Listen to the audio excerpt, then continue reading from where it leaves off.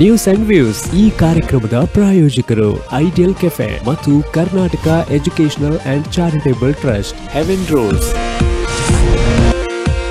ಸುನಿಲ್ ಕುಮಾರ್ ಅವರು ನಿನ್ನೆ ದಿವಸ ಪ್ರಕಟ ಮಾಡಿರುವಂಥ ಅಥವಾ ನಿನ್ನೆ ದಿವಸ ಕೊಟ್ಟಿರುವಂಥ ಹೇಳಿಕೆ ಬಹುಶಃ ಇಡೀ ಕರ್ನಾಟಕದಲ್ಲಿ, ಕನ್ನಡ ನಾಡಿನಲ್ಲಿ, ಕನ್ನಡದ ಒಂದು ಕಂಪಿನಲ್ಲಿ ಈ ಒಂದು ಅಭಿಪ್ರಾಯ ಅಥವಾ ಅವರು ಕೊಟ್ಟಿರುವಂಥ ಒಂದು ಭರವಸೆ ಏನಿದೆ ಅದು ಬಹುಮುಖ್ಯವಾಗಿ ಕಲಾವಿದರಲ್ಲಿ ಮತ್ತು ಸಾಧಕರಲ್ಲಿ ಒಂದು ಏನು ಸಂಭ್ರಮ ಅಥವಾ ಒಂದು ಖುಷಿ ಮತ್ತು ಒಂದು ಆತ್ಮಾಭಿಮಾನವನ್ನು ಎತ್ತಿ ಹಿಡಿಯುವಂಥ ಒಂದು ನಡೆ ಅಂತಲೇ ಹೇಳ್ಬೋದು. ಯಾಕಂತ ಹೇಳಿದ್ರೆ ಇಷ್ಟರ ತನಕ ಕರ್ನಾಟಕ ರಾಜ್ಯೋತ್ಸವ ಪ್ರಶಸ್ತಿಯನ್ನು ಏನು ರಾಜ್ಯೋತ್ಸವದ ದಿವಸ ಪ್ರತಿ ಬಾರಿಯೂ ರಾಜ್ಯೋತ್ಸವ ದಿವಸ ನವೆಂಬರ್ 1ನೇ ತಾರೀಕಿಗೆ ಬೆಂಗಳೂರಿನಲ್ಲಿ ಪೆರೇಡ್ ನಡೆಯುವ ಸಂದರ್ಭದಲ್ಲಿ ಬಳಿಕ ಏನು ರವೀಂದ್ರ ಕಲಾಕ್ಷೇತ್ರದಲ್ಲಿ ಒಂದು ಪ್ರಶಸ್ತಿ ಪ್ರದಾನ ಮುಖ್ಯಮಂತ್ರಿಗಳು ಮಾಡ್ತಾ ಇದ್ದರು. ಸೊ ಇಷ್ಟರ ತನಕ ಹೇಗಿತ್ತು ಅಂತ ಹೇಳಿದ್ರೆ, ಯಾವ ರೀತಿ ಇತ್ತು ಅಂತ ಹೇಳಿದ್ರೆ, ಪ್ರಶಸ್ತಿಗೆ ಆಯ್ಕೆಗೆ ಮಾನದಂಡಗಳು ಈ ಹಿಂದಿನ ಅನೇಕ ಸಂದರ್ಭದಲ್ಲಿ ಒಂದು ಸ್ಪಷ್ಟವಾದ ಮಾನದಂಡ ಇರಲಿಲ್ಲ. ಕೊನೆಗೆ ಒಂದು ಬಾರಿ ಸ್ವತಃ ಕರ್ನಾಟಕ ಹೈಕೋರ್ಟ್ ಏನು ಮಧ್ಯಪ್ರವೇಶ ಮಾಡಿ ಇದಕ್ಕೊಂದು ಮಾನದಂಡ ರೂಪಿಸಿಕೊಳ್ಳಿ, ಇಲ್ಲಾಂದರೆ ಇದು ಏನು ಪಕ್ಕಾ ಒಂದು ಅವ್ಯವಸ್ಥೆಯ ಆಗರವಾಗುತ್ತೆ ಅಂತ ಹೇಳಿದ ನಂತರ ಈ ಒಂದು ಮಾನದಂಡವನ್ನು ಕರ್ನಾಟಕ ಸರ್ಕಾರ ರೂಪಿಸಿಕೊಂಡಿತ್ತು. ಕರ್ನಾಟಕ ಆ ಮಾನದಂಡದ ಪ್ರಕಾರ ಒಬ್ಬ ವ್ಯಕ್ತಿ ರಾಜ್ಯೋತ್ಸವ ಪ್ರಶಸ್ತಿಗೆ ಆಯ್ಕೆ ಆಗಬೇಕಿದ್ದರೆ ಆತನಿಗೆ 60 ವರ್ಷ ವಯಸ್ಸಾಗಿರಬೇಕು ಒಂದು, ಮತ್ತು ಆತ ಕೆಲಸ ಮಾಡಿರುವಂಥ ಅಥವಾ ಆ ಒಂದು ರಂಗ, ಅದು ಕಲೆ ಇರ್ಬೋದು, ವಿಜ್ಞಾನ ಇರ್ಬೋದು, ವೈದ್ಯಕೀಯ ಕ್ಷೇತ್ರ ಇರ್ಬೋದು, ಅಥವಾ ಕ್ರೀಡೆ ಇರ್ಬೋದು, ಸಿನಿಮಾ ಇರ್ಬೋದು, ನಾಟಕ ಇರ್ಬೋದು, ಕೃಷಿ ಇರ್ಬೋದು, ಯಾವುದೇ ವಿಚಾರಗಳಿರ್ಬೋದು, ಆತ ಸಾಧನೆ ಮಾಡಿರುವ ಒಂದು ಆ ಕ್ಷೇತ್ರದಲ್ಲಿ ಆತನ ಏನು ಅನುಭವವನ್ನು ನಾವು ಪರಿಗಣಿಸಬೇಕು ಮತ್ತು ಆತನಿಗೆ 60 ವರ್ಷ ಆಗಿರಬೇಕು. ಜೊತೆಗೆ ಆ ವ್ಯಕ್ತಿ ಅರ್ಜಿ ಸಲ್ಲಿಸಿರಬೇಕು, ಕನ್ನಡ ಮತ್ತು ಸಂಸ್ಕೃತಿ ಇಲಾಖೆಗೆ ಅರ್ಜಿ ಸಲ್ಲಿಸಿರಬೇಕು ಅನ್ನೋದು ಪ್ರಮುಖ ವಿಚಾರಗಳು. ಸೊ ಬಂದಂಥ ಅರ್ಜಿಗಳನ್ನು ಸಾಕಷ್ಟು ಪೂರ್ವಭಾವಿಯಾಗಿ ಕನ್ನಡ ಮತ್ತು ಸಂಸ್ಕೃತಿ ಇಲಾಖೆ ನೇಮಕ ಮಾಡಿಕೊಂಡಿರುವ ಸಮಿತಿ ಏನಿದೆ, ಸ್ಕ್ರೂಟಿನಿ ಕಮಿಟಿ ಅಥವಾ ರಾಜ್ಯೋತ್ಸವ ಪ್ರಶಸ್ತಿ ಆಯ್ಕೆ ಸಮಿತಿ ಇದೆ, ಆ ಆಯ್ಕೆ ಸಮಿತಿಯ ಮುಂದೆ ಈ ಅರ್ಜಿಗಳನ್ನು ಕೊಡಬೇಕು. ಆ ಅರ್ಜಿಯ ಆಧಾರದಲ್ಲಿ ಸರ್ಕಾರ ಪ್ರಶಸ್ತಿ ಏನು ಸಮಿತಿಯವರು ಆಯ್ಕೆ ಮಾಡ್ತಾರೆ. ಆ ಸಮಿತಿಯವರು ಆಯ್ಕೆ ಮಾಡಿದ ಆಧಾರದಲ್ಲಿ ಪ್ರಶಸ್ತಿಯನ್ನು ಘೋಷಣೆ ಮಾಡಬೇಕು ಅಂತ ಹೈಕೋರ್ಟ್ 3 ವರ್ಷಗಳ ಹಿಂದೆ ಹೇಳಿದಂಥ ನಿರ್ದೇಶನ, ಅದನ್ನೀಗ ಒಂದು ಕಳೆದ 3 ವರ್ಷಗಳಿಂದ ಪಾಲಿಸಿಕೊಂಡು ಬರಲಾಗ್ತಾ ಇದೆ ಕೂಡ. ಸಾಕಷ್ಟು ಮುಂಚಿತವಾಗಿ ಸರ್ಕಾರ ಕೂಡ, ಕನ್ನಡ ಮತ್ತು ಸಂಸ್ಕೃತಿ ಇಲಾಖೆ ಕೂಡ ಸಾರ್ವಜನಿಕ ಪ್ರಕಟಣೆ ಹೊರಡಿಸುತ್ತೆ. ಈ ಬಾರಿಯ ರಾಜ್ಯೋತ್ಸವ ಪ್ರಶಸ್ತಿಗೆ ಅರ್ಜಿ ಸಲ್ಲಿಸಲಿಕ್ಕೆ ಇಂಥ ತಾರೀಕು, ಅದು ಕೊನೆಯ ದಿವಸ ಅಥವಾ ಕಡೆಯ ದಿವಸ ಅಂತ, ಮತ್ತು 60 ವರ್ಷ ಮೇಲ್ಪಟ್ಟವರು ಅರ್ಜಿ ಸಲ್ಲಿಸಬೇಕು ಅಂತ ಎಲ್ಲ ಮನವಿ ಮಾಡಿಕೊಂಡು ಅವರು ಪ್ರಕಟಣೆಯನ್ನು ಕೂಡ ಕೊಡ್ತಾರೆ. ಪ್ರಕಟಣೆಯ ಅನ್ವಯ ಸಾವಿರಾರು ಅರ್ಜಿಗಳು ಕೂಡ ಬರುತ್ತೆ. ಪ್ರತಿ ವರ್ಷವೂ ಸಾವಿರಾರು ಅರ್ಜಿಗಳು ಕೂಡ ಬರುತ್ತೆ. ಆ ಅರ್ಜಿಯ ಆಧಾರದ ಮೇಲೆ ಸರ್ಕಾರವೇ ನೇಮಕ ಮಾಡಿರುವಂಥ ತಜ್ಞರ ಅಥವಾ ಹಿರಿಯರ ಅಥವಾ ಕಲಾವಿದರುಗಳ ಎಲ್ಲ ಒಳಗೊಂಡಂಥ ಒಂದು ಸಮಿತಿ ಇರುತ್ತೆ. ಆ ಸಮಿತಿ ಅಲ್ಲಿ ಕನ್ನಡ ಮತ್ತು ಸಂಸ್ಕೃತಿ ಇಲಾಖೆ ಸಚಿವರು ಕೂಡ ಇರ್ತಾರೆ. ಇವರು ಸ್ಕ್ರೂಟಿನಿ ಮಾಡ್ತಾರೆ, ಅಂತಿಮ ಪಟ್ಟಿ ಮಾಡ್ತಾರೆ. ಸರ್ಕಾರ ನಿರ್ಧಾರ ಮಾಡಿರುತ್ತೆ 50 ಮಂದಿಗೆ ಕೊಡೋದಾ, 40 ಮಂದಿಗೆ ಕೊಡೋದಾ ಅಥವಾ 60 ಮಂದಿಗೆ ಕೊಡೋದಾ ಅಂತ. ಸೊ ಈ ರೀತಿಯಾಗಿ ಒಂದು ಪ್ರೊಸೀಜರ್ ಪ್ರಕಾರದ ನಡ್ಕೊಂಡು ಬರ್ತಾ ಇತ್ತು. ಇಲ್ಲಿ ಭಾರಿ ಇಂಪಾರ್ಟೆಂಟ್ ಏನಿತ್ತು ಅಂತ ಹೇಳಿದ್ರೆ ಅರ್ಜಿ ಸಲ್ಲಿಸಬೇಕು ಅಂತ. ಈಗ ಪ್ರಶ್ನೆ, ಅರ್ಜಿ ಸಲ್ಲಿಸಬೇಕಂತ ಹೇಳ್ತಾ ಇದ್ದರೆ ಎಷ್ಟೋ ಮಂದಿ ಸಮಾಜ ಸೇವಕರು, ಎಷ್ಟೋ ಮಂದಿ ಕಲಾವಿದರು, ಎಷ್ಟೋ ಮಂದಿ ಸಾಧಕರು ಅರ್ಜಿ ಸಲ್ಲಿಸಲಿಕ್ಕೆ ಹೋಗೋದಿಲ್ಲ. ನಮಗೆ ನಾವಾಗೇ ಅರ್ಜಿ ಸಲ್ಲಿಸಿ ಆಮೇಲೆ ನಮಗೆ ಪ್ರಶಸ್ತಿ ಯಾಕೆ ಬೇಕು? ಸರ್ಕಾರ ನಮ್ಮ ಸಾಧನೆಯನ್ನು, ಇಲಾಖೆ ನಮ್ಮ ಸಾಧನೆಯನ್ನು, ನಮ್ಮ ಕೊಡುಗೆಯನ್ನು ಗುರುತಿಸಿ ನಮಗೆ ಪ್ರಶಸ್ತಿ ಕೊಟ್ಟರೆ ಅದು ವೆಲ್ ಆ್ಯಂಡ್ ಗುಡ್, ಅಥವಾ ಅದೊಂದು ಒಳ್ಳೆಯ ಸತ್ಸಂಪ್ರದಾಯ. ಸೊ ಅಂಥದ್ದನ್ನು ಮಾಡೋದಿದ್ರೆ ಮಾಡಲಿ ಅಂತ ಎಷ್ಟೋ ಮಂದಿ ಕಲಾವಿದರು ಮತ್ತು ಎಷ್ಟೋ ಮಂದಿ ಸಾಧಕರು ತೆರೆಮರೆಯಲ್ಲಿ ಇದ್ದು ಬಿಡ್ತಾರೆ. ಅವರು ಅರ್ಜಿ ಸಲ್ಲಿಸಲಿಕ್ಕೆ ಹೋಗೋದಿಲ್ಲ. ಸೊ ಇಂಥ ಸಂದರ್ಭದಲ್ಲಿ ಈ ಬಾರಿ ಕನ್ನಡ ಮತ್ತು ಸಂಸ್ಕೃತಿ ಇಲಾಖೆ ಸಚಿವರಾಗಿರುವಂಥ ಮತ್ತು ಇಂಧನ ಸಚಿವರು ಕೂಡ ಸುನಿಲ್ ಕುಮಾರ್ ಕಾರ್ಕಳ ಇವರು ನಿನ್ನೆ ದಿವಸ ಕೊಟ್ಟಿರುವಂಥ ಪ್ರಕಟಣೆ, ನಾವು ಪ್ರಶಸ್ತಿಗೆ ಆಯ್ಕೆ ಮಾಡುವ ಸಂದರ್ಭದಲ್ಲಿ ಈ ಬಾರಿ ನಾವು ಅವರು ಅರ್ಜಿ ಸಲ್ಲಿಸಿಯೇ ಆಗಿರಬೇಕು. ಅವನು ಅಪ್ಲೈ ಮಾಡಿದ್ದಾನೋ ಇಲ್ವೋ ಅನ್ನೋದನ್ನು ನಾವು ನೋಡುವುದಿಲ್ಲ. ಒಂದು ವೇಳೆ ಅರ್ಜಿ ಸಲ್ಲಿಸದೇ ಇದ್ದರೂ ಕೂಡ ನಾವು ಸರ್ಕಾರದ ವತಿಯಿಂದ, ಇಲಾಖೆ ವತಿಯಿಂದ ಅರ್ಹರನ್ನು ಹುಡುಕಿ ಆಯ್ಕೆ ಮಾಡುವಂಥ ಪ್ರಕ್ರಿಯೆಯನ್ನು ನಾವು ಈ ಸರ್ತಿ ಆರಂಭಿಸ್ತೇವೆ. ಇದು ನಾವು ರಾಜ್ಯೋತ್ಸವ ಪ್ರಶಸ್ತಿಗೆ ಏನು ಕೊಡುವಂಥ ಒಂದು ವಿಶೇಷ ಸ್ಪರ್ಶ ಅಂತ ಈ ಬಾರಿ ಸುನಿಲ್ ಕುಮಾರ್ ಅವರು ಹೇಳಿದ್ದಾರೆ. ಎಸ್, ಈ ವಿಚಾರವಾಗಿ ನಮ್ಮ ಜೊತೆಗೆ ಮಾತನಾಡಲಿಕ್ಕೆ ಬೆಂಗಳೂರಿನಿಂದ ಹಿರಿಯ ಪತ್ರಕರ್ತರಾಗಿರುವಂಥ ನಂಜುಂಡಪ್ಪ ಅವರು ನೇರ ಸಂಪರ್ಕದಲ್ಲಿದ್ದಾರೆ. ಸರ್ ನಮಸ್ಕಾರ. ನಮಸ್ತೆ ತರನಾಥ್ ಅವರೇ. ಎಸ್, ಈಗ ನಾವು ರಾಜ್ಯೋತ್ಸವ ಪ್ರಶಸ್ತಿಗೆ ಭಾರಿ ಪೈಪೋಟಿಗಳು ಮತ್ತು ಅದಕ್ಕಾಗಿ ಭಾರಿ ಲಾಬಿಗಳನ್ನೆಲ್ಲ ಇಷ್ಟು ವರ್ಷದಿಂದ ನೋಡಿಕೊಂಡು ಬರ್ತಾ ಇದ್ದೆವು. ಕಳೆದ ಒಂದು 2-3 ವರ್ಷಗಳಿಂದ ಏನೋ ಹೈಕೋರ್ಟ್ ನಿರ್ದೇಶನ ಕೊಟ್ಟ ಬಳಿಕ ನೀವು ಪ್ರಶಸ್ತಿಗೆ ಸ್ವಲ್ಪ ಅದನ್ನು ನೀಟಾಗಿ ಮಾಡಿ, ವ್ಯವಸ್ಥಿತವಾಗಿ ಮಾಡಿ ಅಂತ ಹೇಳಿದ ನಂತರ ಅದಕ್ಕೊಂದು ಅರ್ಜಿ ಕರೆಯುವಂಥ ಪ್ರಕ್ರಿಯೆಗಳು ಕೂಡ ಆರಂಭವಾಯಿತು. ಈಗ ಈ ಬಾರಿ ನಿನ್ನೆ ದಿವಸ ಕನ್ನಡ ಮತ್ತು ಸಂಸ್ಕೃತಿ ಇಲಾಖೆ ಸಚಿವರಾಗಿರುವಂಥ ಸುನೀಲ್ ಕುಮಾರ್ ಅವರು ಹೇಳಿದ್ದಾರೆ, ನಾವು ಸಾಧಕರು ಅರ್ಜಿ ಸಲ್ಲಿಸಿಯೇ ಆಗಬೇಕು ಅಂತ ನಾವು ಕಾಯುವುದಿಲ್ಲ, ಸರ್ಕಾರ ಅರ್ಹರನ್ನು ಆಯ್ಕೆ ಮಾಡುತ್ತೆ ಅಥವಾ ಹುಡುಕಾಡುತ್ತೆ ಅಂತ ಹೇಳಿದ್ದಾರೆ. ಈ ಬಗ್ಗೆ ನೀವು ಏನು ಹೇಳಲಿಕ್ಕೆ ಬಯಸ್ತೀರಿ? ತಾರನಾಥರೇ, ಇದು ಒಳ್ಳೆ ಬೆಳವಣಿಗೆ. ಇದು ಎಸ್, ಬಹಳ ಹಿಂದೆ ಒಂದ್ ಮಾತು ಹೇಳ್ತಾ ಇದ್ರು, ಅಂದ್ರೆ ಈ ಲಂಕೇಶ್ ಪತ್ರಿಕೆಯಲ್ಲಿ ಲಂಕೇಶ್ ಅವರು ಬರೆದಿದ್ರು, ರಾಜ್ಯೋತ್ಸವ ಪ್ರಶಸ್ತಿ ಪ್ರಕಟ ಆದಾಗ ಅರ್ಹರಿಗೆ ಮುಂದಿನ ಬಾರಿ ಅಂತ. ಇದು ವ್ಯಂಗ್ಯ ಇರ್ಬೋದು, ಕುಚೇಷ್ಟ ಇರ್ಬೋದು, ಕುಚೋದ್ಯ ಇರ್ಬೋದು, ಆದ್ರೆ ಇದ್ರಲ್ಲಿ ಬಹಳಷ್ಟು ವಿಷಯಗಳು ಅಡಗಿದಾವೆ. ಇದ್ರಲ್ಲಿ ಹೌದು ಹೌದು, ಖಂಡಿತ. ಬಹಳ ಹಿಂದಿನಿಂದಲೂ ಕೂಡ ಬೇಕಾದವ್ರಿಗೆ ಯಾರ್ಯಾರಿಗೋ ಪ್ರಶಸ್ತಿಗಳನ್ನ ಕೊಟ್ಟು ತಮ್ಮ ಬೇಕಾದವ್ರಿಗೆ ಕೊಟ್ಟು ಈ ತರದ್ದೆಲ್ಲ ಮಾಡ್ತಾ ಇದ್ದಿದ್ದು. ಬಂಗಾರಪ್ಪ ಅವ್ರ ಕಾಲದಲ್ಲಿ ಅವ್ರಿಗೆ ಕಾರ್ಯಕ್ರಮಕ್ಕೆ ಡಯಾಸ್ ಎಲ್ಲ ರೆಡಿ ಮಾಡಿದವ್ರಿಗೂ ಆ ಪ್ರಶಸ್ತಿ ಕೊಟ್ರು. ಹೌದು ಹೌದು, ಅಂದ್ರೆ ಅದನ್ನ ಡಿನೈ ಮಾಡುವಂತದ್ದಲ್ಲ, ಅವರು ಇರ್ಬೋದೇನೋ. ಧರಮ್ ಸಿಂಗ್ ಅವರ ಅವಧಿಯಲ್ಲಿ ಹೌದು, ಆ ದಿವಸ ಬೆಳಿಗ್ಗೆ ಕೂಡ ಹೊಸಬರ ಆಯ್ಕೆ ಏನೋ ಪಟ್ಟಿಗೆ ಹೆಸರು ಸೇರ್ಪಡೆಗೊಂಡಿತ್ತು. ಹೌದು, ಯಡಿಯೂರಪ್ಪ ಅವ್ರ ಕಾಲದಲ್ಲೂ ಆಗಿತ್ತು. 30 ವರ್ಷದವರೆಲ್ಲ ಪ್ರಶಸ್ತಿ ತಗೊಂಡಿದ್ರು, 30-32 ವರ್ಷದವರೆಲ್ಲ. 30-32 ವರ್ಷದವ್ರು ಏನ್ ಸಾಧನೆ ಮಾಡಬಹುದು? ಖಂಡಿತ ಖಂಡಿತ ಖಂಡಿತ. ಬಹುಶಃ ಕ್ರೀಡೆ ಒಂದು ಕ್ಷೇತ್ರವನ್ನು ಹೊರತುಪಡಿಸಿದರೆ ಬೇರೆ ಯಾವ ಕ್ಷೇತ್ರದಲ್ಲೂ ಕೂಡ ಅಂತ ದೊಡ್ಡ ಸಾಧನೆ ಮಾಡ್ಲಿಕ್ಕೆ 30 ವರ್ಷದ ಅವಧಿಯಲ್ಲಿ ಸಾಧ್ಯ ಮಾಡಬಹುದು. ಕ್ರೀಡೆ, ಸಂಗೀತ, ಸಾಹಿತ್ಯ, ಯಾವ ಕ್ಷೇತ್ರದ ಬೇಕಾದ್ರೂ ಮಾಡಬಹುದು. ಆದ್ರೆ ಒಂದು ನಿರ್ದಿಷ್ಟ ವಯೋಮಿತಿ, ಒಂದು ಮಾನದಂಡ ಬೇಕಾಗತ್ತೆ. ಆಯ್ತಾ? ಯಾರಿಗೋ ಬೇಕಾದವ್ರಿಗೆ ಪ್ರಶಸ್ತಿ ಕೊಡೋದಲ್ಲ. ಕರ್ನಾಟಕ ರಾಜ್ಯೋತ್ಸವ ಅಂದ್ರೆ ಅದು ಒಂದು ನಮ್ಮ ರಾಜ್ಯದ ಒಂದು ಪ್ರಾತಿನಿಧಿಕ ಪ್ರಶಸ್ತಿ. ಅದು ರಾಜ್ಯಕ್ಕೆ ಹೆಮ್ಮೆ ತರುವಂತದ್ದು, ರಾಜ್ಯಕ್ಕೆ ಕೀರ್ತಿ ತರುವಂತದ್ದು. ಈ ಸಾಮಾನ್ಯಕ್ಕೆ ಈ ರಾಜ್ಯೋತ್ಸವ ಪ್ರಶಸ್ತಿಗಾಗಿ ಅರ್ಜಿಗಳು ಬರ್ತವೆ. ಕನ್ನಡ ಮತ್ತು ಸಂಸ್ಕೃತಿ ಇಲಾಖೆಯಲ್ಲಿ ಆ ಒಂದು ಕೊಠಡಿ ತುಂಬಿ ಇನ್ನೊಂದು ಕೊಠಡಿಗೆ ಅರ್ಜಿಗಳನ್ನು ತುಂಬಿಸಿರ್ತಾರೆ. ಅವರು ಸಣ್ಣ ಸಣ್ಣ ಒಂದು ವಿಚಾರಗಳನ್ನು ಕೂಡ ಅವರು ತಮ್ಮ ವ್ಯಕ್ತಿಗತ ಪರಿಚಯದಲ್ಲಿ, ಬಯೋಡೇಟಾದಲ್ಲಿ ಮೆನ್ಷನ್ ಮಾಡಿರ್ತಾರೆ. ಒಂದೊಂದು ಅರ್ಜಿ 3 kg, 4 kg, 5 kg ತುಂಬಿರುವಂತದ್ದು ಕೂಡ ಇದೆ. ಪುಸ್ತಕಗಳನ್ನ, ಗ್ರಂಥಗಳನ್ನ ತಯಾರು ಮಾಡಿರ್ತಾರೆ ಅವರ ಬಯೋಡೇಟಾದ ಬಗ್ಗೆ. ಹೌದು, ಅದು ಆ ರೀತಿಯ ಅರ್ಜಿಗಳು ಕೂಡ ಇರ್ತವೆ. ಹೌದು, ಕೆಲವು ಸಂದರ್ಭಗಳಲ್ಲಿ ಅರ್ಜಿ ಸಲ್ಲಿಸದೇ ಇರುವಂತವ್ರಿಗೂ ಕೂಡ ಪ್ರಶಸ್ತಿ ಕೊಟ್ಟಿರುವಂತದ್ದು ಇದೆ. ಸುನಿಲ್ ಕುಮಾರ್ ಅವರು ಇದಕ್ಕೇನು ಇದೆಲ್ಲ ಅವರೇ ಹೊಸಬರಾಗಿ ಮಾಡ್ತಾ ಇರೋದಲ್ಲ. ಈ ಹಿಂದೆನೂ ಸುಮಾರು ಪ್ರಶಸ್ತಿಗೆ ಅರ್ಜಿ ಸಲ್ಲಿಸದೇ ಇಂಥವ್ರನ್ನ ಗುರುತಿಸಿ ಕೊಟ್ಟಿರುವಂತದ್ದು ಕೂಡ ಇದೆ. ಆದ್ರೆ ನಿಜಕ್ಕೂ ಮಾಡ್ಬೇಕಾಗಿರುವಂತದ್ದು ಯಾರು ಸಾಧಕರು ಅನ್ನುವಂತ ಗುರುತಿಸಿ ಅವ್ರಿಗೆ ನೀಡುವಂತದ್ದು ಬಹಳ ಮುಖ್ಯ ಆಗುತ್ತೆ. ಈ ಹೈಕೋರ್ಟ್ ಏನಾದ್ರೂ ಮಧ್ಯ ಪ್ರವೇಶ ಮಾಡ್ದಿರ ಇದ್ದಿದ್ರೆ ಸೊ ಈ ಪ್ರಶಸ್ತಿ ಒಂದ್ ರೀತಿ ಅರಾಜಕತೆ ಸೃಷ್ಟಿ ಆಗ್ಬಿಡೋದು. ಈ ಕೆಂಪೇಗೌಡ ಪ್ರಶಸ್ತಿ ನೋಡಿ, ಅದು ಯಾವ ರೀತಿ ಅಂದ್ರೆ ಪ್ರಶಸ್ತಿ ಕೊಡಲ್ಲ, ಕಿತ್ಕೊಂಡ್ಬರ್ತಾರೆ. ಆತರ ಪರಿಸ್ಥಿತಿ ಇರುತ್ತೆ. ಯಾಕಂದ್ರೆ ಲಾಸ್ಟ್ ಕೊನೆ ಸಮಯದಲ್ಲೂ ಇದಾಗತ್ತೆ. ಸೇರ್ಪಡೆಯಾಗಿ ಈ ತರದ್ದೆಲ್ಲ ಆಗಿ ಎಲ್ಲಾ ಸಂದರ್ಭಗಳಲ್ಲೂ ಎಲ್ಲಾ ಹಂತಗಳಲ್ಲೂ ಆಗತ್ತೆ. ನಿಜಕ್ಕೂ ನಾವು ಯಾರು ಅರ್ಹರು ಅನ್ನುವಂಥದ್ದನ್ನ ಆಯ್ಕೆ ಮಾಡ್ಬೇಕಾಗತ್ತೆ. ಅದಕ್ಕೆ ಒಂದ್ ಸಮಿತಿ ಇದೆ. ಮಾಧ್ಯಮ ಅಕಾಡೆಮಿ ಅಧ್ಯಕ್ಷರನ್ನ ಸಮಿತಿಯ ಸದಸ್ಯರನ್ನಾಗಿ ಮಾಡಿರ್ತಾರೆ. ಈ ರೀತಿ ಬೇರೆ ಬೇರೆ ಗಣ್ಯರನ್ನ ಎಲ್ಲ ಸೇರಿ ಒಂದ್ ಸಮಿತಿ ಮಾಡ್ಬೇಕಾಗತ್ತೆ. ಆ ಸಮಿತಿಯಲ್ಲಿ ಆ ಒಂದು ನಿಜವಾದ ಒಂದು ಪ್ರತಿಭೆಗಳನ್ನ ಗುರುತಿಸುವಂತ ಮನಸ್ಥಿತಿ, ಮನೋಧೋರಣೆ ಇರುವಂತ ಸದಸ್ಯರು ಬೇಕಾಗತ್ತೆ. ನಿಜವಾದ ಸಾಧಕರನ್ನು ಗುರುತಿಸುವಂತ ಅಂತಹ ಮನಸ್ಥಿತಿ ಇರುವಂತ ಸದಸ್ಯರು, ಅಧ್ಯಕ್ಷರು ಸಮಿತಿಯಲ್ಲಿ ಆ ಪ್ರಶಸ್ತಿಗೆ ಒಂದು ಗೌರವ ಇರತ್ತೆ. ಆಮೇಲೆ ಬಹಳಷ್ಟು ಸಂದರ್ಭಗಳಲ್ಲಿ ನಾವು ನೋಡ್ತೇವೆ, ಸಚಿವರ ಹಂತಕ್ಕೆ ಬಂದಾಗ ಸಚಿವರು ಸುಮಾರು ಜನ ಪ್ರಶಸ್ತಿಗೆ ಆಯ್ಕೆ ಆಗಿರೋ ಒಂದು ಪಟ್ಟಿನ ತಯಾರು ಮಾಡ್ಬೇಕಾದಾಗ ಸುಮಾರು ಜನ ಕೈ ಬಿಟ್ಟಿರುವಂತದ್ದು, ಬಿಡಿಸುವಂತದ್ದನ್ನು ಕೂಡ ನೋಡಿದ್ದೇವೆ. ಇವ್ರಿಗೆ ಯಾಕೆ ಪ್ರಶಸ್ತಿ ಕೊಡ್ತೀರಾ, ತೆಗಿರಿ ಅಂತ ಹೇಳುವಂತದ್ದು ಸಚಿವರು. ಇದೇ ರೀತಿ ಮುಖ್ಯಮಂತ್ರಿಗಳು ಕೂಡ ಇವ್ರದೇನ್ ಸಾಧನೆ ಇದೆ, ತೆಗಿರಿ ಇವ್ರನ್ನ ಅಂತ ಹೇಳಿರುವಂತಹ ನಿದರ್ಶನಗಳು ಸಾಕಷ್ಟಿದಾವೆ.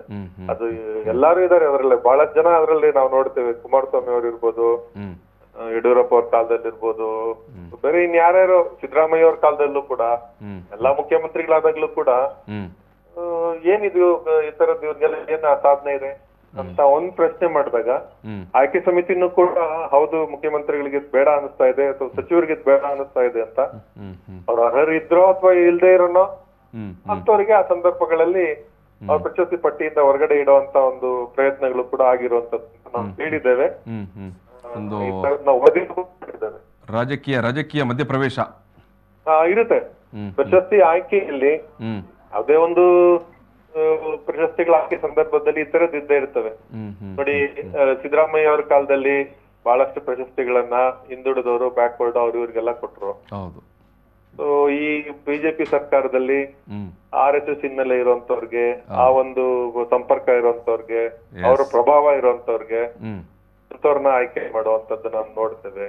JDS ಸಂದರ್ಭದಲ್ಲಿ ಇನ್ನೊಂದು ಬೇರೆ ರೀತಿಯಲ್ಲಿ ಆಯ್ಕೆಗೆ ಆಗ್ತವೆ. ಇದೆಲ್ಲ ಒಂಥರ ಇರುವಂತದ್ದೇ. ಆದ್ರೆ ಇತ್ತೀಚಿನ ದಿನಗಳಲ್ಲಿ ರಾಜ್ಯೋತ್ಸವ ಪ್ರಶಸ್ತಿಗೆ ಆಯ್ಕೆ ಮಾಡುವಂತ ಒಂದು ಪ್ರಕ್ರಿಯೆ ಇದೆಯಲ್ಲ, ಅದ್ರಲ್ಲಿ ಸಾಕಷ್ಟು ಸುಧಾರಣೆ ಆಗಿದೆ, ಬದಲಾವಣೆ ಆಗಿದೆ. ನಿಜಕ್ಕೂ ಒಂದು ಒಳ್ಳೆ ಬೆಳವಣಿಗೆ ಇದು. ಆಮೇಲೆ ಸುನಿಲ್ ಕುಮಾರ್ ಅವ್ರು ಹೇಳಿರುವಂತದ್ದು ಕೂಡ ನಾವು ಅದನ್ನ ಸ್ವಾಗತ ಮಾಡ್ಬೇಕಾಗತ್ತೆ. ಯಾಕಂದ್ರೆ ಯಾರು ಅರ್ಹರು ಅನ್ನೋಂಥದ್ದನ್ನ ನಾವು ಪತ್ತೆ ಮಾಡ್ತೇವೆ, ಎಲೆಮರೆ ಕಾಯಲಿರುವಂತವ್ರನ್ನ ಗುರುತಿಸಿ ನಾವು ಪ್ರಶಸ್ತಿ ಕೊಡ್ತೇವೆ ಅನ್ನೋಂಥದ್ದು ಇದೆಯಲ್ಲ, ಅದು ಬಹಳ ಮುಖ್ಯವಾದದ್ದು. ಪ್ರಶಸ್ತಿಗೆ ಆಯ್ಕೆ ಮಾಡ್ಬೇಕಾದಾಗ ಪ್ರಮುಖವಾಗಿ ಎಲ್ಲಾ ವಲಯಗಳನ್ನು ತಲುಪಬೇಕು ಪ್ರಶಸ್ತಿ, ಎಲ್ಲಾ ಕ್ಷೇತ್ರ. ಆಮೇಲೆ ಈ ರಾಜ್ಯದ ಎಲ್ಲಾ ಭಾಗಗಳಿಗೂ ಕೂಡ ನ್ಯಾಯ ದೊರಕಿಸ್ಬೇಕು. ಬರೀ ಬೆಂಗಳೂರು ಕೇಂದ್ರಿತ ಪ್ರಶಸ್ತಿ ಆಗ್ಬಾರ್ದು, ಅಥವಾ ಬರೀ ಮಂಗಳೂರು ಕೇಂದ್ರಿತ ಪ್ರಶಸ್ತಿ ಆಗ್ಬಾರ್ದು, ಕರಾವಳಿವರೆಗೇನೆ ಇದನ್ನ ಹೆಚ್ಚಿನ ಪ್ರಮಾಣದಲ್ಲಿ ಪ್ರಶಸ್ತಿ ಕೊಡುವಂತದ್ದು ಆಗ್ಬಾರ್ದು. ಪ್ರಾದೇಶಿಕ ನ್ಯಾಯ ಮತ್ತು ಸಾಮಾಜಿಕ ನ್ಯಾಯ ಎಕ್ಸಾಕ್ಟ್ಲಿ ಅದಂತೂ ಎತ್ತಿಡಿಲೇಬೇಕಾಗತ್ತೆ. ಆಯ್ತಾ, ಸಣ್ಣ ಸಣ್ಣ ಸಮುದಾಯಗಳು, ಸಣ್ಣ ಸಣ್ಣ ವಲಯದಲ್ಲಿ ಕೆಲಸ ಮಾಡಿರುವಂತವ್ರು ಎಷ್ಟೋ ಜನ ಎಷ್ಟೋ ಸಾಧನೆ ಮಾಡಿರ್ತಾರೆ, ನಿಸ್ವಾರ್ಥ ಸೇವೆ ಸಲ್ಲಿಸಿರ್ತಾರೆ. ಅವರು ನಿಸ್ವಾರ್ಥ ಸೇವೆ ಇದೆಯಲ್ಲ, ಅದು ಸಾಕಷ್ಟು ಸಾಧನೆಗಳಿಗೆ ಸಮ ಆಗತ್ತೆ. ಈ ತರದನ್ನೆಲ್ಲ ನಾವು ಗುರುತಿಸಿ ಇದ್ ಮಾಡ್ಬೇಕು. ನಿಮ್ಮ ಹಾಜಿಬಾಗೆ ಕೊಟ್ರು, ಕುಮಾರಿ ಶಾಲೆ ಇದ್ ಮಾಡಿ ಮಾಡೋರು ಆಯ್ಕೆ ಹಾಜಪ್ಪ ಅವ್ರಿಗೆ ನಮ್ಗೆ ನಾವ್ ಇಲ್ಲಿರೋಂತವ್ರಿಗೆ ಮಂಗಳೂರಲ್ಲಿ ಏನಂತ ಸಾಧನೆ ಮಾಡಿದಾರೆ ಅವರು ಅಂದ್ಬಿಟ್ಟು ನಮ್ಗೆಲ್ಲ ಒಂಥರ ಹೆಮ್ಮೆ ಆಗತ್ತೆ, ರೋಮಾಂಚನ ಆಗತ್ತೆ. ಇಂಥವ್ರನ್ನ ಆಯ್ಕೆ ಮಾಡ್ಬೇಕು. ಅವರ ಸೇವೆ ಒಂದು ರೀತಿ ಒಂದು ಬಹಳ ಒಂದು ಕರ್ನಾಟಕ ರತ್ನಕ್ಕೆ ಸಮ ಸೇವೆ. ಅವರು ಶಿಕ್ಷಣಕ್ಕೆ ಇಷ್ಟು ಒತ್ತು ಕೊಟ್ಟು ಅವ್ರು ಇಷ್ಟೆಲ್ಲ ಸೇವೆ ಸಲ್ಲಿಸ್ತಾರೆ, ಇಂಥವ್ರನ್ನ ಆಯ್ಕೆ ಮಾಡ್ತಾರೆ ಅಂತಂದ್ರೆ ನಾವು ಆಯ್ಕೆ ಸಮಿತಿಗೂ ಕೂಡ ಆಟ್ಸಪ್ ಹೇಳ್ಬೇಕಾಗತ್ತೆ. ಖಂಡಿತ ಸರ್, ಖಂಡಿತ sir. Thank you sir, thank you. Yes, ಇದು ಹಿರಿಯ ಪತ್ರಕರ್ತರಾಗಿರುವಂಥ ನಂಜುಂಡಪ್ಪ ಅವರು ಬೆಂಗಳೂರಿನಿಂದ. ಎಸ್, ಬೇರೆ ಬೇರೆ ಸರ್ಕಾರಗಳು ಅಧಿಕಾರದಲ್ಲಿದ್ದ ಸಂದರ್ಭದಲ್ಲೂ ಕೂಡ ರಾಜ್ಯೋತ್ಸವ ಪ್ರಶಸ್ತಿಯ ಒಳಗಡೆ ರಾಜಕೀಯ ಪ್ರಭಾವವನ್ನು ಮಾಡ್ತಾ ಇದ್ದದ್ದು ಮತ್ತು ಈ ಒಂದು ಅದರ ಒಳಗೆ ಕೂಡ ಒಂದಷ್ಟು ಸಾಮಾಜಿಕ ನ್ಯಾಯವನ್ನು ಪರಿಪಾಲನೆ ಮಾಡಲಿಕ್ಕೆ ನೋಡಿಕೊಂಡದ್ದು ಮತ್ತು ಒಂದಷ್ಟು ಸಂದರ್ಭದಲ್ಲಿ ಸರ್ಕಾರವೇ ಕೆಲವರನ್ನು ಅರ್ಜಿ ಹಾಕದವರನ್ನು ಕೂಡ ಗುರುತಿಸಿದ್ದ ವಿಚಾರವನ್ನು ಈ ಸಂದರ್ಭದಲ್ಲಿ ನಂಜುಂಡಪ್ಪ ಅವರು ನೆನಪಿಸಿಕೊಂಡರು. ಬಟ್ ಸರ್ಕಾರವೇ ಎದುರು ನಿಂತು ಎಸ್, ಅರ್ಜಿ ಹಾಕುವುದೇ ಒಂದು ಮಾನದಂಡ ಅಲ್ಲ, ನಾವು ಕೂಡ ಅರ್ಹರನ್ನು ಗುರುತಿಸ್ತೇವೆ, ನಾವು ಕೂಡ ಸಾಧಕರನ್ನು ಗುರುತಿಸ್ತೇವೆ, ತೆರೆಮೆರೆಯಲ್ಲಿ ಇರುವಂಥ ಸಾಧಕರನ್ನು ನಾವು ಗುರುತಿಸ್ತೇವೆ ಅಂತ ಸರ್ಕಾರ ಹೇಳ್ತಾ ಇರುವಂಥದ್ದು. ಸರ್ಕಾರದ ಪರವಾಗಿ ಕನ್ನಡ ಮತ್ತು ಸಂಸ್ಕೃತಿ ಇಲಾಖೆಯ ಸಚಿವರು ಹೇಳ್ತಾ ಇರುವಂಥ ಅಭಿಪ್ರಾಯ ಎಸ್, ಇದು ತುಂಬ ಸ್ವಾಗತಾರ್ಹವಾದಂಥ ವಿಚಾರ ಕೂಡ ಹೌದು. ಯಾಕಂತ ಹೇಳಿದ್ರೆ ಅನೇಕ ಮಂದಿ ಸಾಧಕರು, ಅನೇಕ ಮಂದಿ ಕಲಾವಿದರು ಎಸ್, ಅವರೆಲ್ಲೂ ಕೂಡ ಪ್ರಚಾರವನ್ನು ಬಯಸದೆ ಅಥವಾ ಅವರೆಲ್ಲೂ ಕೂಡ ಪ್ರಶಸ್ತಿ ಮಾನ ಸಮ್ಮಾನವನ್ನು ಬಯಸದೆ ತಮ್ಮ ಕ್ಷೇತ್ರದಲ್ಲಿ ಕೆಲಸ ಮಾಡ್ತಾ ಇರ್ತಾರೆ. ಅಂಥವ್ರು ಅರ್ಜಿ ಹಾಕಲಿಕ್ಕೆ ಹೋಗೋದಿಲ್ಲ. ಎಸ್, ಇನ್ನೊಂದು ನಮ್ಮ ಜೊತೆಗೆ ಹಿರಿಯ ನಿರ್ದೇಶಕರು ಮತ್ತು ಸಿನಿಮಾ ನಿರ್ಮಾಪಕರು ಆಗಿರುವಂಥ ವಿಜಯ್ ಕುಮಾರ್ ಕೊಡಿಯಾಲ್ಬೈಲ್ ಅವರು ನೇರ ಸಂಪರ್ಕದಲ್ಲಿದ್ದಾರೆ. ಸರ್ ನಮಸ್ಕಾರ. ನಮಸ್ತೆ. ನಮಸ್ತೆ ಸರ್. ಎಸ್, ಸರ್ಕಾರ ಅಥವಾ ಕನ್ನಡ ಮತ್ತು ಸಂಸ್ಕೃತಿ ಇಲಾಖೆ ಸಚಿವರು ಸುನಿಲ್ ಕುಮಾರ್ ಅವರು ಮಾಡಿರುವಂಥ ಘೋಷಣೆ, ಪ್ರಶಸ್ತಿಗೆ, ರಾಜ್ಯೋತ್ಸವ ಪ್ರಶಸ್ತಿಗೆ ಈ ಬಾರಿ ಅರ್ಜಿ ಹಾಕಿ ಯಾರು ಕಾದು ಕೂತ್ಕೊಳ್ಬೇಕಾಗಿಲ್ಲ, ಸರ್ಕಾರ ಕೂಡ ಆಯ್ಕೆ ಮಾಡುತ್ತೆ, ಅರ್ಹರನ್ನು ಗುರುತಿಸುತ್ತೆ ಅಂತ ಹೇಳಿದ್ದಾರೆ. ಏನ್ ಹೇಳ್ತೀರಿ ಸರ್? ಒಳ್ಳೆ ಬೆಳವಣಿಗೆ. ಏನಂತ ಹೇಳಿದ್ರೆ ಅರ್ಜಿ ಎಲ್ಲರೂ ಹಾಕೋದಿಲ್ಲ. ಹೌದು. ಪ್ರಶಸ್ತಿಯ ಹಿಂದೆ ಎಲ್ಲರೂ ಓಡೋದಿಲ್ಲ, ಖಂಡಿತ ಪ್ರಶಸ್ತಿ ಹುಡುಕಿಕೊಂಡು ಬರ್ಬೇಕಂತ ಹೇಳಿ ಕಾಯ್ತಾ ಇರ್ತಾರೆ. ಖಂಡಿತ ಖಂಡಿತ ಖಂಡಿತ. ಮತ್ತೆ ಇಲ್ಲಿವರೆಗೆ ಸಿಕ್ಕಿದ್ರಲ್ಲಿ ಎಲ್ಲರೂ ಅನರ್ಹರು ಅಂತ ಹೇಳಲಿಕ್ಕೆ ಆಗುದಿಲ್ಲ, ಅರ್ಹರಿಗೂ ಸಿಕ್ಕಿದೆ. ಹೌದು ಹೌದು ಹೌದು. ಮತ್ತೆ ಅನರ್ಹರಿಗೂ ಸಿಕ್ಕಿದೆ. ಅರ್ಹತೆ ಇರುವವರು ಮನೆಯಲ್ಲೇ ಕೂತಿರ್ತಾರೆ, ಅರ್ಜಿ ಹಾಕೋದಿಲ್ಲ. ಆದ ಕಾರಣ ಈ ಒಂದು ಕ್ರಮ ಒಳ್ಳೆ ಕ್ರಮ, ನಾವು ಸ್ವಾಗತ ಮಾಡ್ತೇವೆ ಅದು. ಆದ್ರೆ ಆಯ್ಕೆಯಲ್ಲಿ ನಿಷ್ಪಕ್ಷಪಾತವಾಗಿ ಇರ್ಲಿ ಅಂತ ಹೇಳಿ. ಆಯ್ಕೆಯಲ್ಲಿ ನಿಷ್ಪಕ್ಷಪಾತವಾಗಿರಿ ಅಂತ, ಪಕ್ಷ ಭೇದವಿಲ್ಲದೆ ಕಲಾವಿದರನ್ನು ಆಯ್ಕೆ ಮಾಡಲಿ. ಹೌದು ಹೌದು. ಎಲ್ಲಾ ವರ್ಗದ ಸಾಧಕರನ್ನು, ಎಲ್ಲಾ ವರ್ಗದ ಕಲಾವಿದರನ್ನು, ಪಕ್ಷ ಭೇದ ಜಾತಿ ಭೇದ ಯಾವುದು ಇಲ್ಲದೆ ಖಾಲಿ ಪ್ರತಿಭೆಗೆ ಮಾತ್ರ ಕೇಂದ್ರೀಕರಿಸಿ ಪ್ರಶಸ್ತಿಯನ್ನು ನೀಡಲಿ ಅಂತ ಹೇಳಿ ನಾವು ಬಯಸ್ತೇವೆ ನಾವು. Yes yes sir, thank you sir, thank you. Yes yes. ಅದು ಹಿರಿಯ ತುಳು ಕನ್ನಡ ಸಿನಿಮಾ ನಿರ್ಮಾಪಕರು ಆಗಿರುವಂಥ ಮತ್ತು ನಾಟಕ ನಿರ್ದೇಶಕರು ಆಗಿರುವಂಥ ವಿಜಯ್ ಕುಮಾರ್ ಕೊಡಿಯಾಲ್ ಬೈಲ್. ಎಸ್, ಕೊಡಿಯಾಲ್ ಬೈಲ್ ಅವರು ಹೇಳ್ತಾರೆ, ಆಯ್ಕೆ ಮಾಡುವ ಸಂದರ್ಭದಲ್ಲಿ ನಿಷ್ಪಕ್ಷಪಾತವಾದ ಆಯ್ಕೆ ಇರಲಿ, ಅಲ್ಲಿ ಯಾವುದೇ ರಾಜಕೀಯ ಬೇಡ, ಒಲವು ನಿಷ್ಠೆ ವಿಚಾರಕ್ಕೆ ನೀವು ತಲೆ ಹಾಕಬೇಡಿ, ಕೇವಲ ಪ್ರತಿಭೆ, ಅವರ ಸಾಧನೆಯನ್ನು ಮಾತ್ರ ಗುರುತಿಸಿ ಅಂತ. ಎಸ್, ಇದು ಕೂಡ ಒಂದು ಒಳ್ಳೆಯ ಕ್ರೈಟೀರಿಯಾ ಕೂಡ. ಯಾವತ್ತೂ ಕೂಡ ಪ್ರಶಸ್ತಿ ಘೋಷಣೆ ಮಾಡೋ ಸಂದರ್ಭದಲ್ಲಿ ಸರ್ಕಾರ ಇದನ್ನು ಹೇಳಿಕೊಂಡು ಬರುತ್ತೆ ನಾವು ಅರ್ಹರನ್ನು ಮತ್ತು ಅವರ ಸಾಧನೆಯನ್ನು ಮತ್ತು ಅವರ ಪ್ರತಿಭೆಯನ್ನು ನೋಡಿ ಪ್ರಶಸ್ತಿಗೆ ಆಯ್ಕೆ ಮಾಡಿದ್ದೇವೆ ಅಂತ. ಎಸ್, ವಿಜಯ್ ಕುಮಾರ್ ಕೊಡಿಯಾಲ್ ಬೈರು ಹೇಳಿದಾಗೆ ಪ್ರಶಸ್ತಿ ಪಡೆದವರೆಲ್ಲ ಅನರ್ಹರಂತಲ್ಲ. ಕೆಲವೊಂದು ಸಂದರ್ಭದಲ್ಲಿ ಕೆಲವೊಮ್ಮೆ ಅನರ್ಹರಿಗೆ ಕೂಡ ಪ್ರಶಸ್ತಿ ಹೋಗಿದೆ ಅಂತ. ಆದರೆ ಒಟ್ಟು ಸರ್ಕಾರದ ನಡೆ ಅಥವಾ ಸುನಿಲ್ ಕುಮಾರ್ ಅವರು ಘೋಷಣೆ ಮಾಡಿರುವಂಥ ವಿಚಾರ ಏನಿದೆ, ರಾಜ್ಯೋತ್ಸವ ಪ್ರಶಸ್ತಿಗೆ ಅರ್ಜಿ ಸಲ್ಲಿಸುವುದೇ ಒಂದು ಮಾನದಂಡ ಅಲ್ಲ, ನಾವು ಕೂಡ ಆಯ್ಕೆ ನೋಡ್ತೇವೆ, ಪರಿಶೀಲನೆ ಮಾಡ್ತೇವೆ, ಹುಡುಕಾಡ್ತೇವೆ ಅಂತ ಹೇಳಿದ್ದಾರೆ. ಎಸ್, ಈ ನಡುವೆ ನಮ್ಮ ಜೊತೆಗೆ ಹಿರಿಯ ಕಲಾ ನಿರ್ದೇಶಕರಾಗಿರುವಂಥ ತಮ್ಮ ಲಕ್ಷ್ಮಣ ಅವರು ನೇರ ಸಂಪರ್ಕದಲ್ಲಿದ್ದಾರೆ. ಸರ್ ನಮಸ್ಕಾರ. ನಮಸ್ಕಾರ.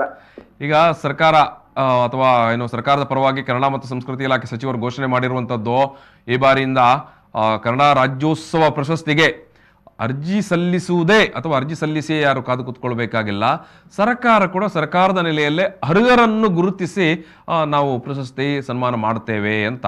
ಎಸ್, ನೀವು ಏನನ್ನು ಹೇಳಲಿಕ್ಕೆ ಅದು ನಿಜವಾಗಿ ಸೂಕ್ತವಾದ ವಿಷಯ. ಎಸ್, ಕರೆಕ್ಟ್ ಆಗಿ ಹೇಳಿದ್ದಾರೆ ಅವರು ಮಂತ್ರಿಯವರು. ಯಾಕಂದ್ರೆ ಕಲಾವಿದರ ಸೇವೆ ಇಡೀ ಜಗತ್ತು, ಇಡೀ ಭೂಮಿ ತಿಳಿದಿದೆ. ಆ ಭೂಮಿಯಲ್ಲಿ ಯಾರೋ ಯೋಗ್ಯ ಮಾನದಂಡಕ್ಕೆ ಅಂದ್ರೆ ಎಷ್ಟು ಸೇವೆ ಸಲ್ಲಿಸಿದ್ದಾರೆ, ವರ್ಷಾನುವರ್ಷ ಅವರ ಏನು ಕೊಡುಗೆ ಕೊಟ್ಟಿದ್ದಾರೆ, ಅದನ್ನು ಹುಡುಕಿ ತೆಗಿಬೇಕು. ಎಲ್ಲೋ ಎಲೆಮರೆ ಕಾಯಲ್ಲಿ ಕೆಲವರಂತ ಸೇವೆ ಮಾಡುವವರಿದ್ದಾರೆ. ಕೇವಲ ಬರೇ ಒಂದು ಅಪ್ಲಿಕೇಶನ್ ಹಾಕಿ ನಾನು ಇಷ್ಟ ಮಾಡಿದ್ದೇನೆ ಅಂತ ಹೇಳಿ ಕೊಟ್ಟ ಕೂಡಲೇ ಅದು ಒಂದು ಅವರ ಕಲಾ ಸೇವೆ ಅಂತ ಗುರುತಿಸುವುದಲ್ಲ. ಪ್ರಾಯ 60 ವರ್ಷ ಆಗ್ಲಿ ಅಥವಾ ಒಂದು ಅಪ್ಲಿಕೇಶನ್ ಕೊಟ್ಟಾಗ ಆಗ್ಲಿ ಅಲ್ಲ, ಅಪ್ಲಿಕೇಶನ್ ಕೊಡದ ಎಷ್ಟೋ ಜನ ಯೋಗ್ಯರು ರಾಜ್ಯೋತ್ಸವ ಪ್ರಶಸ್ತಿಗೆ ಅರ್ಹರಾದವರು ಇದ್ದಾರೆ.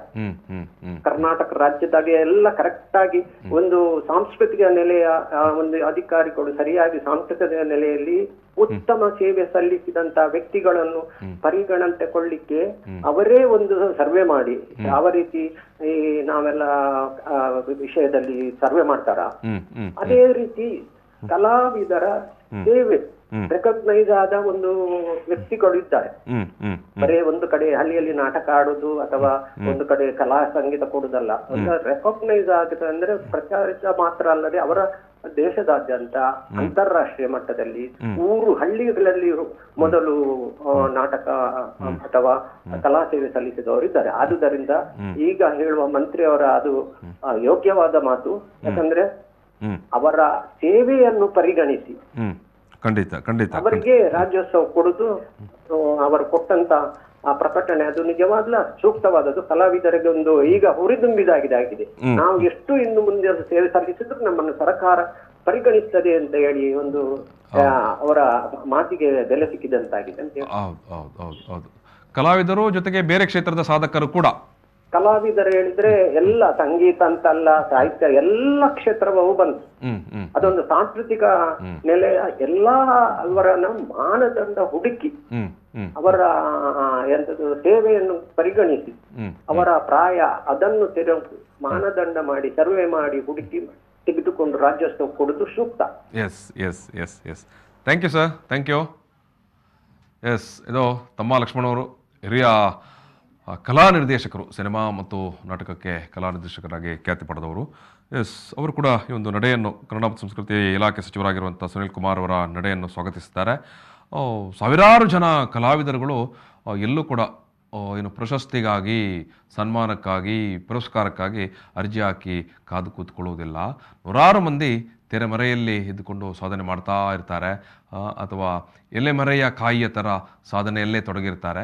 ಸೊ ಅಂಥವರನ್ನು ಕೂಡ ಈ ಬಾರಿ ಸರ್ಕಾರ ಪರಿಗಣಿಸುತ್ತೆ, ಆಯ್ಕೆ ಮಾಡುತ್ತೆ ಅಂತ ಏನು ಸರ್ಕಾರ ಹೇಳಿದೆ ಅಲ್ವಾ, ಇದು ತುಂಬ ಒಳ್ಳೆಯ ವಿಚಾರ, ಮತ್ತೊಂದು ಒಳ್ಳೆಯ ನಡೆ ಅನ್ನುವಂಥ ವಿಚಾರವನ್ನು ಇಲ್ಲಿ ತಮ್ಮ ಲಕ್ಷ್ಮಣ್ ಅವರು ನಮ್ಮ ಜೊತೆಗೆ ಹಂಚಿಕೊಂಡ್ರು. ಅಂದರೆ ಸಾಧಕರು ಒಂದಷ್ಟು ಜನ ಅವರಷ್ಟಕ್ಕೆ ಕೆಲಸ ಮಾಡಿಕೊಂಡಿರ್ತಾರೆ. ಅದು ಕಲೆ ಇರ್ಬೋದು, ಸಿನಿಮಾ ಇರ್ಬೋದು, ನಾಟಕ ಇರ್ಬೋದು, ಅಥವಾ ಈ ಥರ ಯಾವುದೇ ಕ್ಷೇತ್ರ ಇರ್ಬೋದು, ತಮ್ಮಷ್ಟಕ್ಕೆ ಮಾಡಿಕೊಂಡಿರ್ತಾರೆ. ಅಚಾನಕ್ಕಾಗಿ ಯಾರೇ ಸರ್ಕಾರನೋ ಅಥವಾ ಯಾವುದೇ ಒಂದು ಸಂಘ ಸಂಸ್ಥೆಗಳೋ ಅವರನ್ನು ಪುರಸ್ಕರಿಸಿದಾಗ ಖಂಡಿತವಾಗಿ ಖುಷಿ ಪಡ್ತಾರೆ. ಅವರ ಮನೆ ಬಾಗಿಲಿಗೆ ಬಂದು ಅವರನ್ನು ಹುಡುಕಿಕೊಂಡು ಬಂದು ಅವರ ಸಾಧನೆಯನ್ನು ಗುರುತಿಸಿ, ಪರಿಗಣಿಸಿ, ಅದಕ್ಕೊಂದು ಪ್ರಶಸ್ತಿ, ಅದಕ್ಕೊಂದು ಮಾನ, ಅದಕ್ಕೊಂದು ಗೌರವ ಕೊಟ್ಟಾಗ ಖಂಡಿತವಾಗಿ ಕೂಡ ಖುಷಿ ಪಡ್ತಾರೆ. ಅಥವಾ ನನ್ನ ಸಾಧನೆಗೆ ಒಂದು ಅರ್ಹವಾದ ಫಲ, ಇಷ್ಟು ಸಮಯಗಳ ನನ್ನ ಸಾಧನೆಗೆ ಒಂದು ಫಲ ಸಿಕ್ಕಿತ್ತು ಅಂತ ಖುಷಿ ಪಡ್ತಾರೆ ಅನ್ನುವ ವಿಚಾರವನ್ನು ತಮ್ಮ ಲಕ್ಷ್ಮಣ್ ಅವರು ಕೂಡ ನಮ್ಮ ಮುಂದೆ ಇಟ್ಟಂಥದ್ದು. ಇದು ಒಟ್ಟು ಯಾಕಂತ ಹೇಳಿದ್ರೆ ಈ ಬೆಳವಣಿಗೆ ಖಂಡಿತವಾಗಿ ಕೂಡ ರಾಜ್ಯದಲ್ಲಿ ಒಂದು ಹೊಸ ಸಂಚಲನವನ್ನು ಮೂಡಿಸಿರುತ್ತೆ. ಯಾಕಂತ ಹೇಳಿದ್ರೆ ಅರ್ಜಿ ಸಲ್ಲಿಸುವ ವಿಚಾರದಲ್ಲೂ ಕೂಡ ಒಂದಷ್ಟು ಲಾಬಿಗಳು ಅಥವಾ ಕೆಲವು ಬೇರೆ ಬೇರೆ ಸ್ವರೂಪದ ಏನು ಹೇಳ್ತೇವೆ ವಸೂಲಿಬಾಜಿಗಳು ಕೂಡ ನಡೀತಾ ಇದ್ವು. ಅದು ಎಲ್ರಿಗೂ ಗೊತ್ತಿರುವಂಥದ್ದೇ. ಒಂದಷ್ಟು ಜನ ನಾನು ಸರ್ಕಾರದ ಸಚಿವರುಗಳ ಜೊತೆಗೆ ಆತ್ಮೀಯ ಒಡನಾಟ ಇದೆ ನನಗೆ, ಅಥವಾ ನನಗೆ ಪಕ್ಷದ ನೇತಾರರ ಜೊತೆಗೆ ಒಡನಾಟ ಇದೆ, ಈ ಬಾರಿ ನೀವು ಅರ್ಜಿ ಸಲ್ಲಿಸಿ ನಾನು ಮಾತಾಡ್ತೇನೆ ಅಂತ ಹೇಳಿಕೊಂಡೆಲ್ಲ ಹಿಂದೆ ಎಲ್ಲ ನಡೀತಾ ಇತ್ತು. ಆನಂತರ ಯಾವಾಗ ಹೈಕೋರ್ಟ್ ಮಧ್ಯಪ್ರವೇಶ ಮಾಡಿ ಕಳೆದ 3 ವರ್ಷಗಳಿಂದ ಸಮಿತಿಯ ಮುಂದೆ ಎಲ್ಲ ಅರ್ಜಿಗಳನ್ನು ಇಡಿ, ಸಮಿತಿಯವರು ತೀರ್ಮಾನ ಮಾಡಲಿ ಅಂತ ಹೇಳಿದಾಗ ತುಂಬ ಬದಲಾವಣೆಗಳಾಯಿತು. ಒಂದು ಮಾನದಂಡ 60 ವರ್ಷದ ನಂತರದವರು, 60 ವರ್ಷಕ್ಕಿಂತ ಮೇಲ್ಪಟ್ಟವರು ಒಂದು ರೆಕಗ್ನಿಷನ್ ಕೊಡಿ ಅಂತ ಹೈಕೋರ್ಟ್ನ ಮಾನದಂಡದಲ್ಲಿ ಅದೊಂದು ಪ್ರಮುಖ ವಿಚಾರವಾಗಿತ್ತು. ಜೊತೆಗೆ ಅರ್ಜಿ ಸಲ್ಲಿಸಲಿ, ಯಾಕಂತ ಹೇಳಿದ್ರೆ ಆವಾಗೊಂದು ಟ್ರಾನ್ಸ್ಪರೆನ್ಸಿ ಇರುತ್ತೆ ಅಂತ ಒಂದು ಲೆಕ್ಕಾಚಾರ. ಇಷ್ಟು ಅರ್ಜಿಗಳು ಬಂದಿದೆ, ಅದರಲ್ಲಿ ಇಷ್ಟನ್ನು ನಾವು ಆಯ್ಕೆ ಮಾಡಿದ್ದೇವೆ. ಈಗ ಯಾರು ಕೇಳಿದರೂ ಕೂಡ ಇವರ ಸಾಧನೆಯನ್ನು ಹೆಂಗೆ ನೋಡಿದಿರಿ, ಎಲ್ಲಿ ನೋಡಿದಿರಿ ಅಂತ ಕೇಳಿದರೆ ಅವರ ಬಯೋಡಾಟಾ ಬಂದಿತ್ತು, ಅವರ ಮಾಹಿತಿಗಳು ಬಂದಿತ್ತು ಅರ್ಜಿ ಸ್ವರೂಪದಲ್ಲಿ ಅಂತ ತೋರಿಸಲಿಕ್ಕೆ ಆಗ್ತಾಯಿತ್ತು, ಮತ್ತು ಬಂದಂಥ ಅರ್ಜಿಗಳನ್ನು ತೋರಿಸಲಿಕ್ಕೆ ಆಗ್ತಾಯಿತ್ತು. ಇದು ಒಂದು ಸರ್ವೇ ಸಾಮಾನ್ಯ ಸಮ್ಮತವಾದಂಥ ಒಂದು ಮಾನದಂಡ ಕೂಡ ಆಗಿತ್ತು. ಸೊ ಇದರ ನಡುವೆ ಅತ್ಯಂತ ದೊಡ್ಡ ಒಂದು ಮೈನಸ್ ಪಾಯಿಂಟ್ ಏನಿರ್ತೈತೆ ಅಂತ ಹೇಳಿದ್ರೆ ಒಂದಷ್ಟು ಸಾಧಕರು ಅರ್ಜಿಯ ವಿಚಾರಕ್ಕೇ ಹೋಗ್ತಾ ಇರಲಿಲ್ಲ. ಈಗ ಕೆಲವು ಸಾಧಕರನ್ನು ಮನವೊಲಿಸಿ ಅವರ ಅಭಿಮಾನಿಗಳು, ಅವರ ಶಿಷ್ಯಂದಿರು ಅರ್ಜಿ ಸಲ್ಲಿಸುವಂಥ ಪ್ರಸ್ತಾಪಗಳು ಅಥವಾ ಒತ್ತಾಯಗಳು ಮಾಡ್ತಾ ಇದ್ರು. ಆದರೆ ಎಷ್ಟೋ ಮಂದಿ ಅರ್ಜಿ ಹಾಕುವ ಗೋಜಿಗೆ ಹೋಗ್ತಾ ಇರಲಿಲ್ಲ. ಇದು ಕೂಡ ನಾವು ಗಮನಿಸಬೇಕಾದ್ದು. ಈ ನಡುವೆ ನಮ್ಮ ಜೊತೆಗೆ ಹಿರಿಯ ರಂಗ ಕಲಾವಿದರು ಮತ್ತು ನಾಟಕ ಕಲಾವಿದರ ಒಕ್ಕೂಟದ ಪ್ರಧಾನ ಕಾರ್ಯದರ್ಶಿಗಳು ಆಗಿರುವಂಥ ಲಕ್ಷ್ಮಣ್ ಕುಮಾರ್ ಮಲ್ಲೂರ್ ಅವರು ನೇರ ಸಂಪರ್ಕದಲ್ಲಿದ್ದಾರೆ. ಸರ್ ನಮಸ್ಕಾರ. ನಮಸ್ಕಾರ. ಈಗ ಕನ್ನಡ ಮತ್ತು ಸಂಸ್ಕೃತಿ ಸಚಿವರು ನಿನ್ನೆ ದಿವಸ ಘೋಷಣೆ ಮಾಡಿದ್ದಾರೆ, ಇನ್ನು ಮುಂದೆ ರಾಜ್ಯ ಸರ್ಕಾರದ ನೀಡುವಂತ ರಾಜ್ಯೋತ್ಸವ ಪ್ರಶಸ್ತಿಗೆ ಅರ್ಜಿ ಸಲ್ಲಿಸಿ ಆಗಬೇಕಾಗಿಲ್ಲ. ಅರ್ಜಿ ಸಲ್ಲಿಸದೇ ಇರುವಂತ ವ್ಯಕ್ತಿ ಸಾಧಕನನ್ನು ಕೂಡ, ಕಲಾವಿದನನ್ನು ಕೂಡ ಸರ್ಕಾರ ಗುರುತಿಸುತ್ತೆ, ಹುಡುಕಾಡುತ್ತೆ, ತೆರೆಮರೆಯಲ್ಲಿ ಇರುವನ್ನು ಹುಡುಕಾಡುತ್ತೇವೆ ಅಂತ. ಒಳ್ಳೆ ವಿಷಯ. ಆಮೇಲೆ ಇದು ಯಾವಾಗಲೂ ಆಗ್ಬೇಕಿತ್ತು. ನಿಜವಾಗಿ ನಾವು ಈ ಸಮಾಜದಲ್ಲಿ ಈ ಒಂದು ಪ್ರಶಸ್ತಿಗೆ ಯಾರು ಅರ್ಹರು ಇದ್ದಾರೆ ಅವರನ್ನು ಗುರುತಿಸಿ ಅವರಿಗೆ ಪ್ರಶಸ್ತಿ ನೀಡುವುದು ಬಹಳ ಉತ್ತಮವಾದಂತಹ ಒಂದು ಕೆಲಸ. ಇದು ಯಾವತ್ತೂ ಆಗ್ಬೇಕಿದ್ದು. ಇದು ಒಂದು ಒಳ್ಳೆಯ ಬೆಳವಣಿಗೆ. ಈ ಸಲ ಒಂದು ಕನ್ನಡ ರಾಜ್ಯೋತ್ಸವ ಪ್ರಶಸ್ತಿ ನಾವು ಅರ್ಜಿ ಹಾಕದೆ ಅರ್ಹರನ್ನು ಗುರುತಿಸಿ ನಾವು ಕೊಡುವಂತದ್ದು ಬಹಳ ಒಂದು ಒಳ್ಳೆಯ ವಿಷಯ. ನಿಮ್ಮ ಪ್ರಕಾರ ಯಾಕಂದ್ರೆ ನೋಡಿ, ಅರ್ಹತೆ ಇದ್ದವರು ಯಾರು ಅರ್ಜಿ ಹಾಕೋದಿಲ್ಲ. ಹೌದು ಸರ್, ಅರ್ಜಿ ಹಾಕಿ ಯಾರು ಹೆಚ್ಚಿನವರು, ಯಾಕಂದ್ರೆ ಅರ್ಹತೆ ಇದ್ದವರು ಅರ್ಜಿ ಹಾಕಿ ಪ್ರಶಸ್ತಿಗೆ ಬಯಸುವುದಿಲ್ಲ. ಸಮಾಜ ಸಮಾಜ ಸಮಾಜ ನಮ್ಮ ಸಾಧನೆಯನ್ನು ಗುರುತಿಸಲಿ. ಹೌದೌದು, ನಮ್ಮ ಸಾಧನೆಯನ್ನು ಸಮಾಜ ಗುರುತಿಸಬೇಕು. ಸರ್ಕಾರ ಯಾರಾದ್ರೂ ಒಬ್ರು ಈಗ ಸರ್ಕಾರದ ಗಮನಕ್ಕೆ ಅದನ್ನು ಬರಬೇಕಿದ್ರೆ ಯಾರೊಬ್ಬರೊಬ್ಬರು ಸೂಚಿಸಬೇಕು. ಅದಕ್ಕೆ ನಮ್ಮ ಜನಪ್ರತಿನಿಧಿಗಳಿದ್ದಾರೆ, ಅವರು ಅವರವರ ಒಂದು ಏರಿಯಾದಲ್ಲಿ ಅವರ ಒಂದು ವ್ಯಾಪ್ತಿಯಲ್ಲಿ ಯಾರೆಲ್ಲ ಇದ್ದಾರೆ ಅಂತವರನ್ನು ಗುರುತಿಸಿ ಸರ್ಕಾರದ ಗಮನಕ್ಕೆ ತರುವಂತ ಕೆಲಸವನ್ನು ಅವ್ರು ಮಾಡ್ಬೇಕು. ಇದು ಒಟ್ಟು ಈ ಒಂದು ಸರ್ಕಾರದ ಅಥವಾ ಕನ್ನಡ ಸಂಸ್ಕೃತಿ ಇಲಾಖೆಯ ಈ ಒಂದು ನಡೆ ಏನಿದೆ, ಪ್ರಸ್ತಾಪ ಇದೆ, ಇದು ತುಂಬಾ ಸ್ವಾಗತಾರ್ಹ ವಿಚಾರ ಅಂತ ನೀವು ಹೇಳ್ತೀರಿ. ಹೌದೌದು, ನಿಜವಾಗಿಯೂ ಇಂಥ ಒಂದು ಅವರು ಈ ಹೆಜ್ಜೆ ಇಟ್ಟಿದ್ದಾರೆ ಅಂದ್ರೆ ಇದು ಮೆಚ್ಚಬೇಕಾಗತ್ತೆ. Thank you sir, thank you.